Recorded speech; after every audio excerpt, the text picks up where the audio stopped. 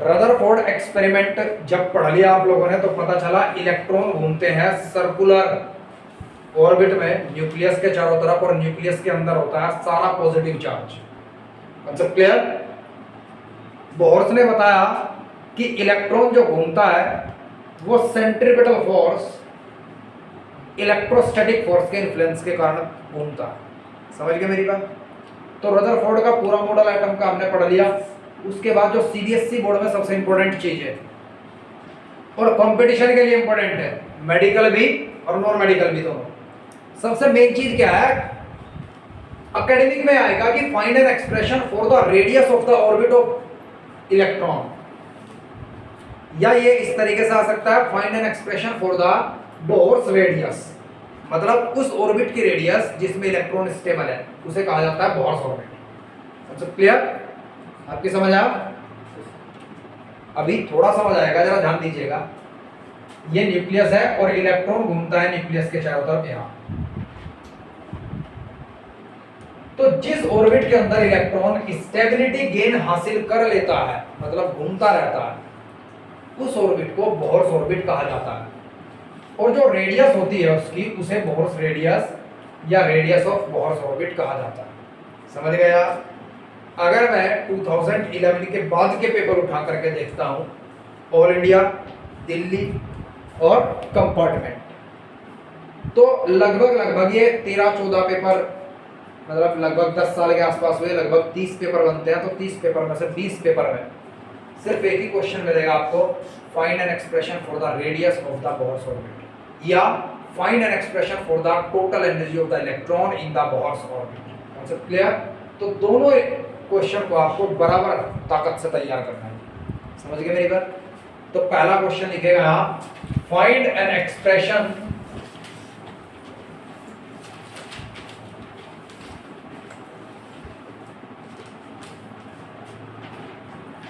for the radius of Bohr's orbit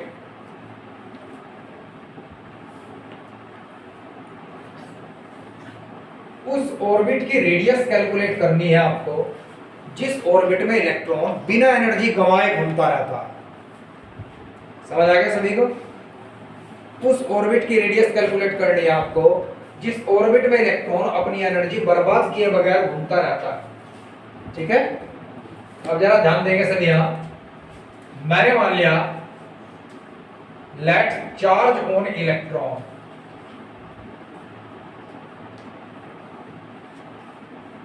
magnitude तो भाई उसका प्लस ही होगा, पता है सभी को।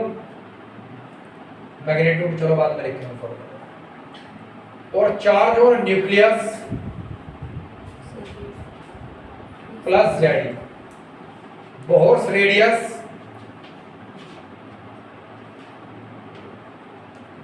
आर है, इसी के लिए डेरिवेशन करना है। Mass of electron m, orbital velocity of electron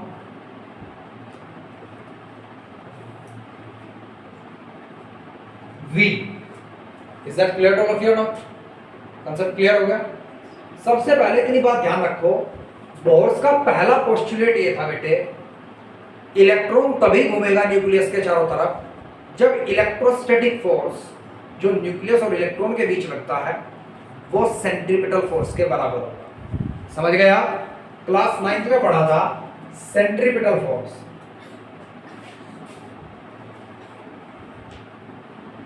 on electron due to nucleus, centre पर रखी चीज रिवॉल्यूशन करती हुई ऑब्जेक्ट पर फोर्स लगाती है उसे घुमाने के लिए, इसके मास पर डिपेंड करता है सेंट्रीपिटल फोर्स। तो सेंट्रीपिटल फोर्स को मैंने Fc मान लिया, जो किसके बराबर होगा? मास ऑफ इलेक्ट्रॉन वेलोसिटी का square upon radius. Late it be equation first. यहां तक कोई दिक्कत? अब है इलेक्ट्रोस्टैटिक फोर्स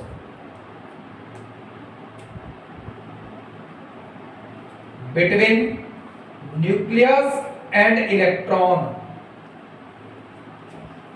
तो इलेक्ट्रोस्टैटिक फोर्स मैंने क्या मान लिया? E 1/4πε0 को K लिखूंगा मैं। ZE चार्ज ऑन न्यूक्लियस और इलेक्ट्रॉन के चार्ज का मैग्नीट्यूड भी ई होता है। मैग्नीट्यूड में प्लस माइनस नहीं लिखते, मैग्नीट्यूड हमेशा नेगेटिव का भी पॉजिटिव आता है, और इस फॉर्मूले में हमेशा मैग्नीट्यूड रखते हैं upon R square. Let it be equation second. Electron कब घूमेगा? जब सेंट्रीपिटल फोर्स इलेक्ट्रोस्टैटिक फोर्स बराबर होंगे। तो mv स्क्वायर अपॉन r को आप किसके बराबर रख देंगे? kze square upon r square. और मैंने क्या कर दिया यहाँ, एक r से एक r को कैंसिल कर दिया। हो गया? कोई दिक्कत यहां तक? 100% समझ आ गया? ठीक है। अब आप यहां से r की वैल्यू निकाल लिया आपने, kze स्क्वायर v स्क्वायर की वैल्यू निकाल लिया अपॉन r। कोई दिक्कत यहां तक? ठीक है। एक आपको ये बात याद रखनी है, from Bohr's postulate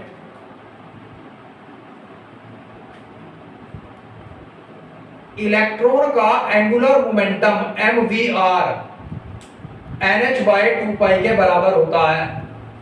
nh by 2 pi के बराबर होता है।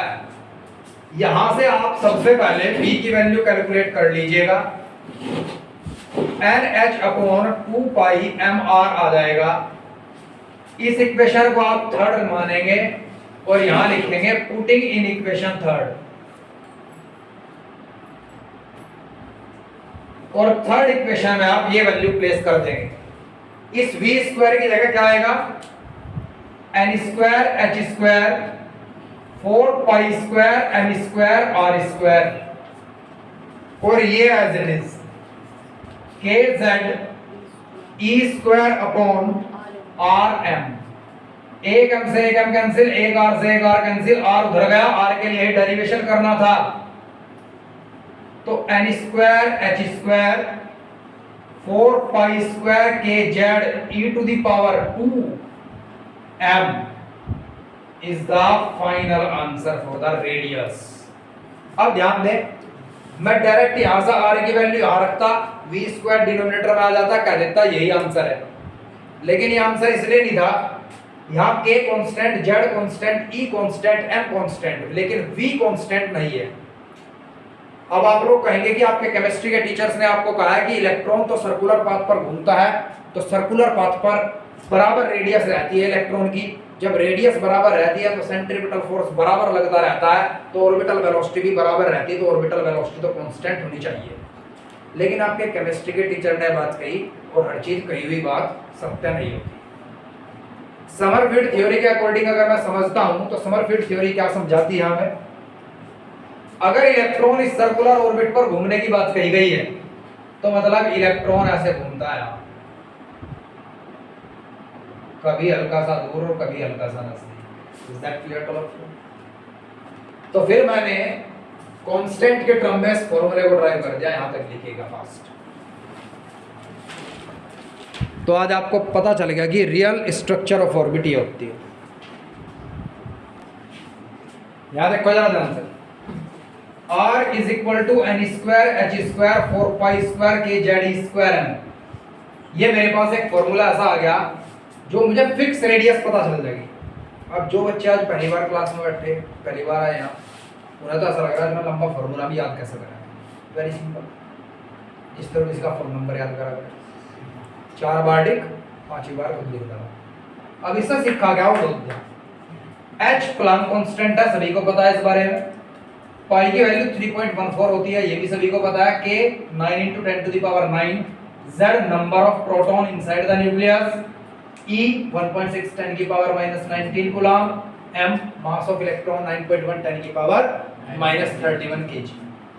जब ये सारी वैल्यू आप फिक्स सोल्व करेंगे तो आपके पास एक फिक्स वैल्यू आ जाएगी, r इज इक्वल्स टू 0.53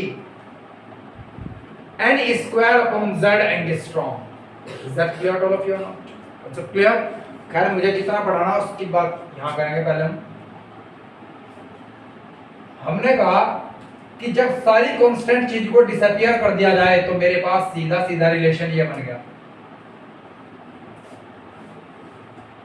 आ गया समझ?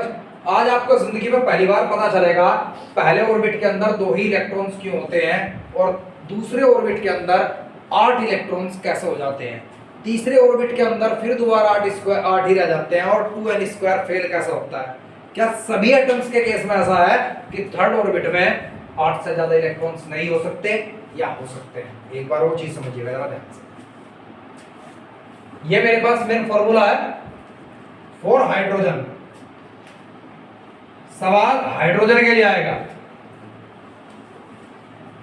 हाइड्रोजन के लिए नंबर ऑफ प्रोटॉन की वैल्यू 1 होती है, तो R directly proportional to n²। Is that clear to all of you or not? यहां तक लिखिएगा फास्ट।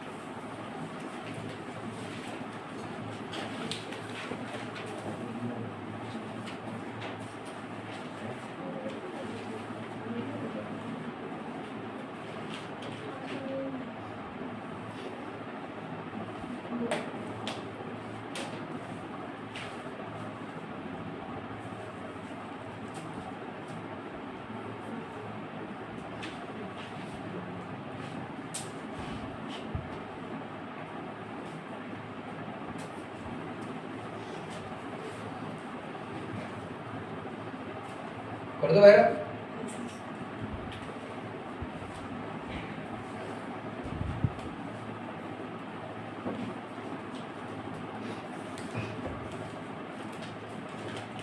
अगर मैं बात करूं हाइड्रोजन एटम, 4H एटम, तो इसके न्यूक्लियस के अंदर एक प्रोटॉन है। मैं तो ये भी कहूंगा कि इसके अंदर न्यूक्लियस ही नहीं है। ये बात मुझे पता आप में से कुछ बच्चों को नहीं बचेगी कि हाइड्रोजन 1H1 के अंदर न्यूक्लियस नहीं है, क्योंकि आप सभी केमिस्ट्री पढ़ने के बाद यहाँ बैठे हैं। अब मैं आपको अगर बात करता हूँ 1972 की, इन 2 साल के अंदर अंदर बहुत फेरबदल आया पूरी स्ट्रक्चर ऑफ एटम और उसके न्यूक्लियस के रिस्पेक्ट में। युकावा मैसोन जापान के साइंटिस्ट थे जो कि रिसर्च कर रहे थे इस बात पे कि प्रोटॉन प्रोटॉन ही है या कुछ और है। तो पता चला ना तो प्रोटॉन प्रोटॉन है ना न्यूट्रॉन न्यूट्रॉन है, दोनों एक ही चीज होती है। समझ गए? They belong to the group of hadrons, एक ऐसा एलिमेंट्री पार्टिकल जिसका वजन 1.66 10⁻⁻27 kg होता है, उसे हाइड्रोन कहते हैं। तो वही प्रोटॉन है और वही न्यूट्रॉन है। जब 2 एलिमेंट्री पार्टिकल आपस में टकराते हैं, जिन एलिमेंट्री पार्टिकल को हाइड्रोन कहा जाता है और वो लगभग स्पीड ऑफ लाइट से टकराते हैं, मैं एग्जैक्ट स्पीड ऑफ लाइट नहीं कहा, मैंने कहा लगभग स्पीड ऑफ लाइट, तो according to the Lorentz transformation of mass उनका मास इंक्रीज हो जाता है m = m0√1 - v²/c² वाले फॉर्मूले से, जिसका अक्सर मैं जिक्र करता रहता हूं आपके सामने क्लास 10 से। मास इंक्रीज होने के कारण जब वो वापस कोलाइड करने के बाद हटते हैं, because of perfect elastic collision, जितना मास बढ़ाता वही मास एनर्जी के अंदर टूट जाता है और 3 पार्टिकल्स जनरेट होते हैं, पाई पॉजिटिव मैसोन, पाई नेगेटिव मैसोन और पाई न्यूट्रल मैसोन। उन बच्चों को समझने में थोड़ी सी तकलीफ होगी जिन बच्चों को आज तक जिंदगी में यही बात पता चली है कि इलेक्ट्रॉन प्रोटॉन न्यूट्रॉन के सिवाय कुछ एटम के अंदर नहीं है, बहुत पार्टिकल्स इसके अंदर होते हैं। समझ गए? 3 का जिक्र मैंने अभी कर दिया। अब जो हाइड्रोन पाई पॉजिटिव चार्ज को, पाई पॉजिटिव मैसोन को अंदर लेगा, खींच लेगा अट्रैक्शन से, मतलब वो नेगेटिवली चार्ज था, तो वो क्या बन जाएगा? न्यूट्रॉन। इसके अंदर एक पाई पॉजिटिव आया तो ये क्या बन गया? न्यूट्रॉन। और जिसने अपने अंदर से पाई पॉजिटिव को निकाल दिया, मतलब वो पॉजिटिव है, पॉजिटिव ने पॉजिटिव रिपेल कर दिया, तो मतलब वो क्या बन गया? प्रोटॉन। आज जिंदगी में पहली बार आपको ये पता चला है कि प्रोटॉन का मास इतना क्यों लिखते हैं और न्यूट्रॉन का मास इतना क्यों लिखते हैं। न्यूट्रॉन का मास स्लाइटली ज्यादा होता है प्रोटॉन से, ऐसा क्यों होता है जिंदगी में आज पहली बार पता चला आपको, क्योंकि इसके अंदर एक पाई पॉजिटिव मैसोन प्रेजेंट है जिसका मास 270 इलेक्ट्रॉन के मास के बराबर होता है, और इसने अपने अंदर से एक 270 मास के बराबर के पाई मैसोन को बाहर निकाल दिया, इसीलिए इसका मास थोड़ा सा घट गया। Is that clear for of you? Concept clear? अब बच्चे जितनी नई बात आपको ये लगी, इतनी नई बात ये लगेगी कि 1H1 के अंदर न्यूक्लियस नहीं होता, क्योंकि न्यूक्लियस बनने का कारण क्या है? जब वो टकराव हुआ, टकराव होने के बाद वो अलग हुए तो क्लाउड तैयार हो गया एक पाई मैसोन्स का। इस क्लाउड को ही न्यूक्लियस कहा जाता है। जब तक एक हाइड्रोन किसी दूसरे हाइड्रोन से टकराएगा नहीं तो कोलिजन नहीं होगा। जब कोलिजन नहीं होगा तो वो रिएक्शन नहीं होगी जिससे पाई पॉजिटिव, पाई नेगेटिव, पाई न्यूट्रल बनना था। Concept clear all of you? और वो अपने स्पिन के इफेक्ट के कारण ही अपनी पॉजिटिव फॉर्म में रहेगा या नेगेटिव फॉर्म में रहेगा या न्यूट्रल फॉर्म में रहेगा। कांसेप्ट क्लियर जी? तो मतलब 1H1 के अंदर एक प्रोटॉन है, उसका किसी के साथ कोलिजन नहीं हुआ तो उसके चारों तरफ एक कोई क्लाउड पैदा नहीं हुआ। जब क्लाउड पैदा नहीं हुआ तो न्यूक्लियस पैदा नहीं हुआ। मतलब 1H1 का जो प्रोटॉन है वो अपनी एक्सिस पर स्पिन करता रहता है, बल्कि अपने और इलेक्ट्रॉन के सेंटर ऑफ मास के पॉइंट के चारों तरफ स्पिन करता रहता है, जिसे आज तक आपको न्यूक्लियस नाम से रिप्रेजेंट करके बताया गया। Is that clear to all of you? Concept clear? समझ आ गया? मुझे पता एक या दो ही बच्चों की समझ आया, कोई बात नहीं, इस वीडियो को बार-बार देखिए। खैर उतनी ही नई बात आप लोगों के लिए यह है कि हाइड्रोजन एटम के अंदर भी इनफाइनाइट नंबर ऑफ शेल होते हैं। आप लोगों को पता है एक ऑर्बिट है केवल, आज पता चलेगा। दरअसल ग्राउंड स्टेट में जब H एटम है तो उसके इलेक्ट्रॉन के पास एक बाइंडिंग एनर्जी है -13.6 इलेक्ट्रॉन वोल्ट, तो वो पहले ऑर्बिट में। अगर ये H एटम का न्यूक्लियस समझते थे जिसे आज तक, ये H एटम का वो प्रोटॉन है, तो इसके चारों तरफ एक फिक्स रेडियस पर एक इलेक्ट्रॉन घूमता है और इसे आप क्या कहते हैं? Valency shell. वैलेंस सेल को फिजिक्स की लैंग्वेज में ग्राउंड स्टेट कहा जाता है। समझ गए मेरी बात? और अगर इस वैलेंस सेल में जो इलेक्ट्रॉन है उसे थोड़ी सी भी एनर्जी दे दूं तो बाहर जाएगा, तो वो अगले सेल में ट्रांसफर हो जाएगा।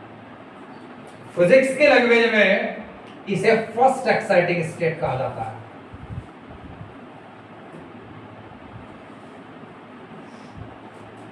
और अगर और एनर्जी दी तो second exciting state.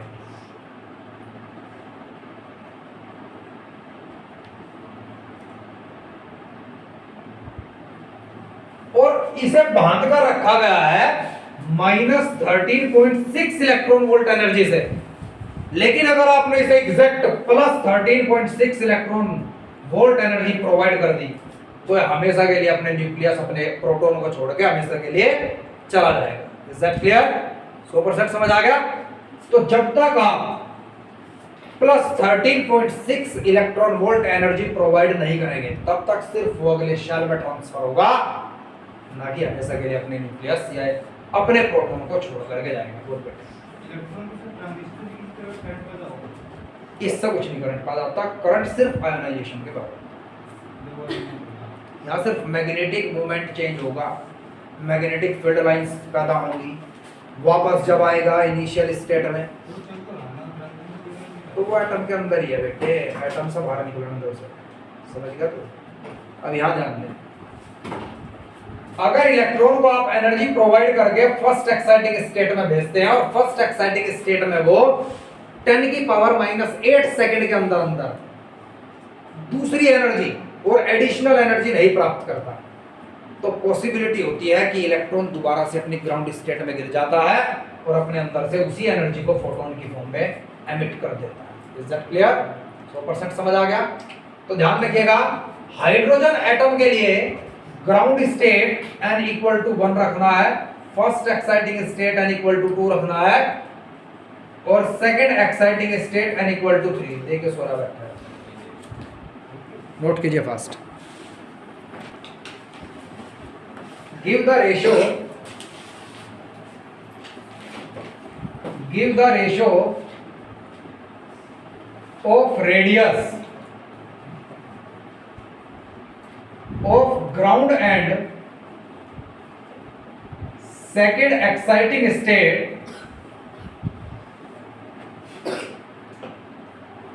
of H atom।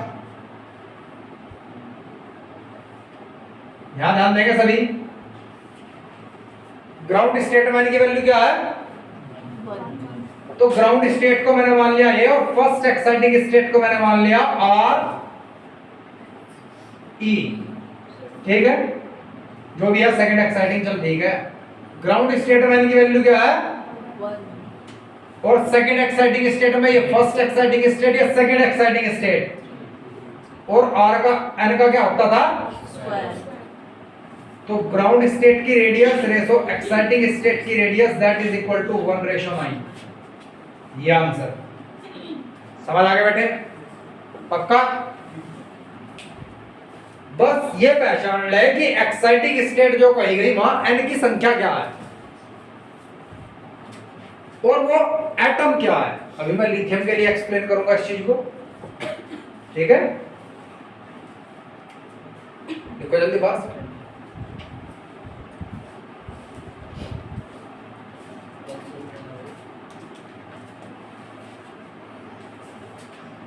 हो गया भाई? सेकंड क्वेश्चन लिखो, उसमें आप लिथियम कर लो। Lithium atom. अब बेटे यहां कर दिया मैंने लिथियम, जरा ध्यान दो हर एक बच्चा। अब लिथियम के साथ क्या सीन है?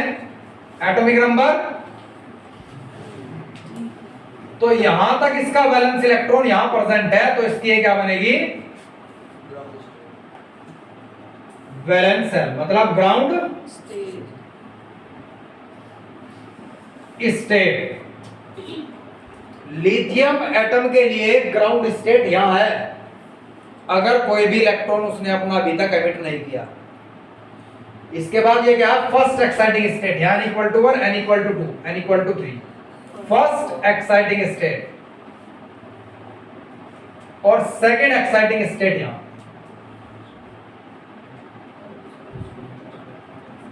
अब बताओ जी हर एक बच्चा कंसेप्ट कैसे हो गए? मजा आ गया? ये ग्राउंड स्टेट, ये एक्साइटिंग स्टेट। ग्राउंड स्टेट की वैल्यू वहां क्या है और एक्साइटिंग स्टेट की 1/2 का स्क्वायर, तो क्या आ गया?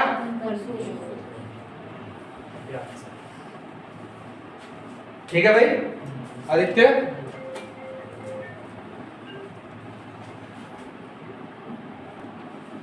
अब डेरिवेशन है भाई वेलोसिटी के लिए। इलेक्ट्रॉन की वेलोसिटी बोर्स ऑर्बिट के अंदर। अब ये डेरिवेशन, ठीक है। वेलोसिटी इसमें लिखेगा expression for velocity of electron, expression for velocity of electron in Bohr's orbit, in Bohr's orbit. भाई एक तो फॉर्मूला आप लोगों ने भी ये पढ़ा, mv²/r k z²/r², ये पढ़ा।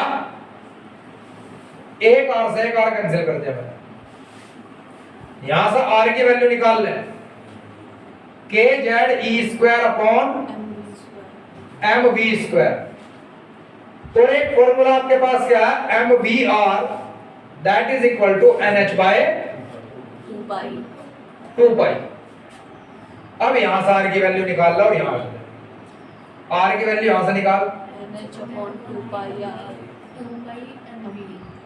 और ये उठा के r को, तो mh n 2πmv, ये यहां हो गया kze²/mv²। एक v से एक v कट गया, एक m से एक m कट गया। एक्सप्रेशन v के लिए चाहिए, v यहां चला गया,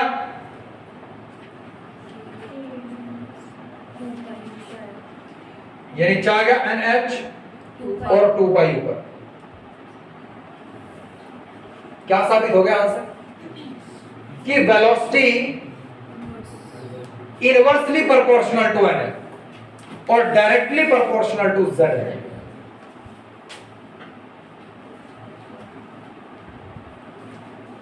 अब इसका एक्सप्लेनेशन समझिएगा जरा ध्यान से।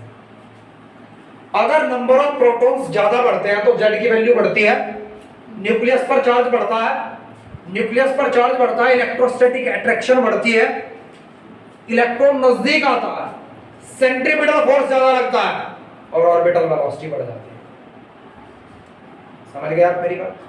100% समझ आ गया? फिर दोबारा समझ। जैसा जैसा जेड बढ़ेगा वैसा वैसा न्यूक्लियस पर पॉजिटिव चार्ज बढ़ेगा, इलेक्ट्रॉन को खींच लेगा। इलेक्ट्रॉन पहले यहां ऑर्बिट में होना चाहिए था, जब कम प्रोटॉन्स थे अभी आ गया, नजदीक आते ही सेंट्रीपिटल फोर्स बढ़ गया तो ऑर्बिटल वेलोसिटी बढ़ेगी। कांसेप्ट क्लियर हो? 100% समझ आ गया? एक तरीके से इनऑर्गेनिक केमिस्ट्री चल रही है, समझ गए ना? अगर हम एक पीरियड के अंदर लेफ्ट टू राइट चलते हैं, नंबर ऑफ शेल कांस्टेंट रहते हैं, एन कांस्टेंट है, चार्ज बढ़ता है न्यूक्लियस पर चार्ज बढ़ने के कारण इलेक्ट्रॉन्स की स्पीड बढ़ जाती है,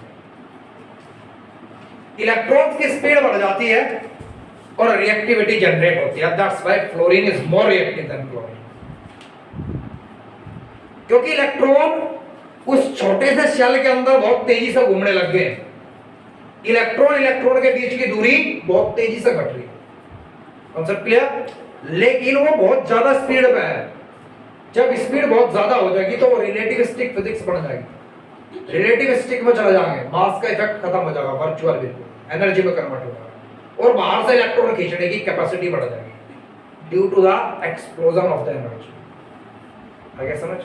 तो ये नहीं कि साइज छोटा हो गया और रिएक्टिविटी बढ़ गई।